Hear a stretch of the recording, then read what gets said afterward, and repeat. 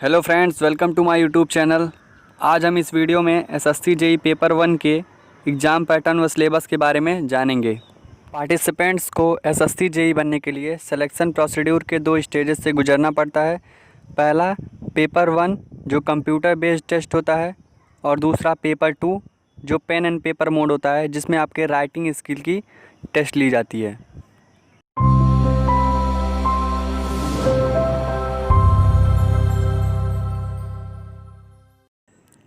इस वीडियो में SSC JE paper 1 के एग्ज़ाम पैटर्न व सिलेबस के बारे में जानेंगे। पेपर 1 में दो टाइप्स के क्वेश्चन पूछे जाते हैं, पहला नॉन टेक्निकल व दूसरा टेक्निकल। तो आइए देखते हैं SSC JE paper 1 exam pattern के बारे में। तो SSC JE paper 1 exam pattern में नॉन टेक्निकल व टेक्निकल दो पार्ट होते हैं। नॉन टेक्निकल में जनरल अवेयरनेस व जनरल इंटेलिजेंस व रीजनिंग के क्वेश्चन पूछे जाते हैं, और टेक्निकल में अगर आप सिविल इंजीनियरिंग से रिलेटेड हैं तो आपको सिविल इंजीनियरिंग से रिलेटेड क्वेश्चंस मिलेंगे। आप मैकेनिकल इंजीनियरिंग के स्टूडेंट हैं तो आपको मैकेनिकल इंजीनियरिंग, और अगर आप इलेक्ट्रिकल इंजीनियरिंग के स्टूडेंट हैं तो आपको इलेक्ट्रिकल इंजीनियरिंग से रिलेटेड क्वेश्चंस मिलेंगे। तो जनरल अवेयरनेस के 50 मार्क्स के 50 नंबर के क्वेश्चन होते हैं, 50 क्वेश्चंस होते हैं 50 मार्क्स के, और जनरल इंटेलिजेंस व रीजनिंग के 50 क्वेश्चंस होते हैं 50 मार्क्स के, और टेक्निकल जो क्वेश्चंस होते हैं वो 100 क्वेश्चंस होते हैं 100 मार्क्स के। आगे देखते हैं डिटेल में एसएससी जेई पेपर 1 के बारे में। तो एग्ज़ाम मोड जो होता है वो ऑनलाइन होता है, मतलब ऑनलाइन पेपर देना पड़ता है इसमें। और अभी मैंने बताया कि general intelligence, reasoning, general awareness व जनरल इंजीनियरिंग से रिलेटेड क्वेश्चंस पूछे जाते हैं। टाइप्स ऑफ क्वेश्चंस जो होते हैं वो मल्टीपल चॉइस क्वेश्चंस होते हैं, जिसमें आपको 4 ऑप्शन दिए जाते हैं और एक ऑप्शन करेक्ट होता है, और उस ऑप्शन को आपको सेलेक्ट करना पड़ता है। एग्ज़ाम ड्यूरेशन 2 घंटे का पेपर होता है। नंबर ऑफ क्वेश्चंस 200 और टोटल मार्क्स 200, और नेगेटिव मार्किंग आपको 0.25 मार्क्स की नेगेटिव मार्किंग होती है, और language of paper Hindi and English. आगे बढ़ते हैं एसएससी जेई एग्ज़ाम पैटर्न के बारे में देखते हैं। तो 0.25 मार्क्स आपको ईच इनकरेक्ट आंसर पे पेपर 1 में कटते हैं। मतलब आपका अगर एक क्वेश्चन गलत हुआ तो आपका 0.25 मार्क्स नेगेटिव मार्किंग के तौर पे कटेगा। एसएससी जेई सिलेबस जो होता है वो पहला पेपर जो होता है वो कंप्यूटर बेस्ड होता है, और दूसरा डिस्क्रिप्टिव बेस होता है, डिस्क्रिप्टिव टाइप। उसके बाद in papers first and second for general engineering an applicant is required to attempt only that section as per the option which was given at the time of filling up the SSC JE exam application form. मतलब आपने application form पे के भरते time जो भी stream या जो भी ब्रांच आपने वहाँ पे फिल किया है, जैसे आपने अगर आप एप्लीकेशन पे सिविल इंजीनियरिंग फिल किया है तो आपको सिविल इंजीनियरिंग का पेपर मिलेगा, आपको सिविल इंजीनियरिंग के क्वेश्चंस सॉल्व करने पड़ेंगे। आगे बढ़ते हैं एसएससी जेई पेपर 1 का नॉन टेक्निकल का जो सिलेबस है उसमें जनरल साइंस होता है। जनरल साइंस में आपको science, history, geography, current affairs, environment और पॉलिटी से रिलेटेड क्वेश्चंस आते हैं। आगे बढ़ते हैं रीजनिंग का आता है इसमें। रीजनिंग में analogies, differences, problem solving, judgement, visual memory, observation, arithmetical reasoning, arithmetical number series, arithmetical computer similarities, space visualisation, analysis, decision making, discrimination, relationship concept, verbal and figure classification, abstract idea and symbol their relationship, और another analytical function. इससे related topics जो होते हैं उनसे questions आते हैं। आगे बढ़ते हैं टेक्निकल पोर्शन पे। तो टेक्निकल में आपका अगर आप सिविल से हैं तो आपको सिविल के क्वेश्चंस मिलेंगे, अगर आप इलेक्ट्रिकल के हैं तो इलेक्ट्रिकल से, और अगर आप मैकेनिकल से हैं तो मैकेनिकल के। सिविल इंजीनियरिंग का जो सिलेबस होता है उसको देखते हैं। सिविल इंजीनियरिंग से रिलेटेड जो सिलेबस होता है उसमें building material, surveying, estimating, soil mechanics, costing and valuation, concrete technology, irrigation engineering, transportation engineering, environmental engineering, RCC design, hydraulic, theory of structure और स्टील डिज़ाइन। आगे बढ़ते हैं, इलेक्ट्रिकल इंजीनियरिंग के सिलेबस के बारे में देखते हैं।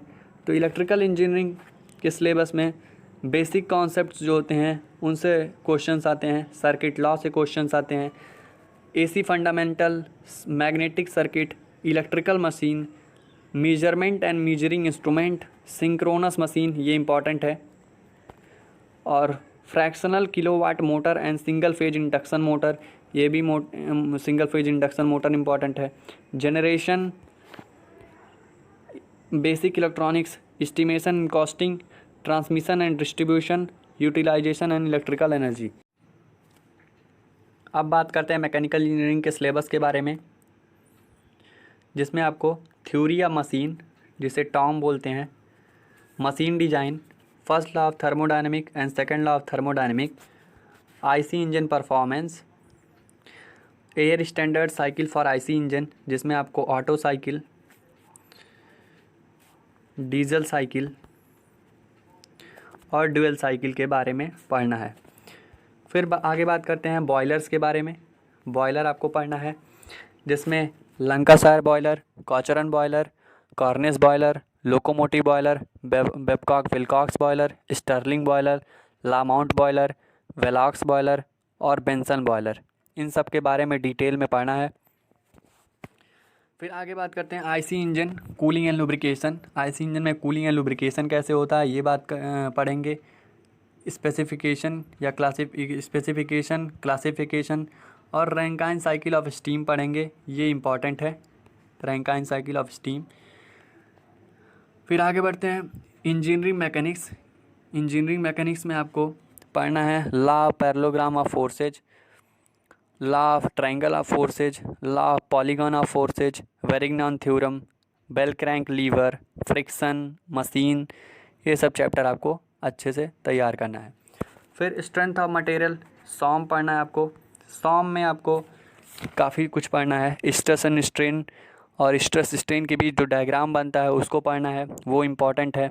Elastic limit, Hooke's law, Poisson ratio, Mohr circle, फिर thin cylinder and slope and deflection chapter, ये दोनों इंपॉर्टेंट हैं। और SFD BMD, bending equation and torsion equation, ये सब आपको सॉम में पढ़ना है। आगे बढ़ते हैं प्रॉपर्टीज़ ऑफ प्योर सब्सटेंस।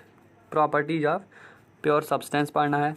फिर air compressor and it's cycle, air compression और उसकी साइकिल्स के बारे में पढ़ना है।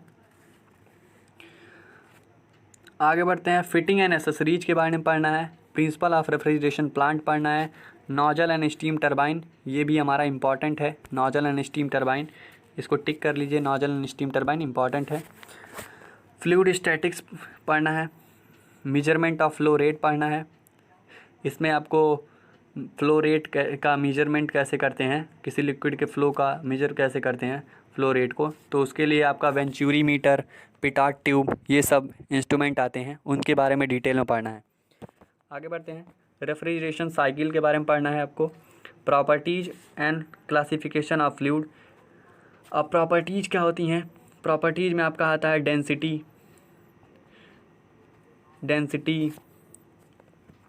और specific weight, specific volume, specific gravity, capillarity, viscosity, surface tension और कंप्रेसिबिलिटी, ये सब प्रॉपर्टीज़ होती हैं।